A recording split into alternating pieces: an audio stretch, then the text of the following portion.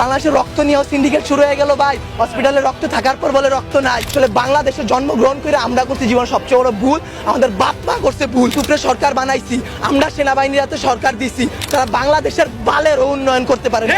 তারা 36 দিন পর তারা এনসিপি গঠন করে। তুলাই অভিশপ্ত না, অভিশপ্ত বাংলাদেশের রাজনীতি। রাতের বেলা লাশ গুম কইরেন না। মৃত সাগর বানাই দিতে আল্লাহ 2 মিনিট ভাবে নাই। ফেরাউন্ডে পানিতে ভাসাই দিতে আল্লাহ 2 মিনিট ভাবে নাই।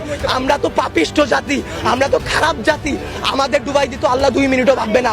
আপনাদের বলা আর এই যে নিজের গালে নিজে এইভাবে থাপ্পড় দেওয়া ভাই সেম কথা। ব্যথাটা নিজের উপরই, থুতুটা নিজের উপরই পড়ে। উপদেষ্টারা আসতেছে 20টা করে গাড়ি নিয়ে আসতেছে, উত্তরার রাস্তা বন্ধ করতেছে, সেক্টরের রাস্তাগুলো বন্ধ করতেছে। এতে যাদের যেই সন্তানগুলো আহত হয়েছে, নিহত হয়েছে, তাদের বাবা মাদের ঢুকতে দিতেছেন না আপনারা। তাদের বাবা মারা এখন পর্যন্ত খায় নাই। আমার মা শোকে শোকাহত হয়ে গেছে। আমরা 2 ভাই আসছি, আমাদের বোনরা আমরা নিয়ে গেছি।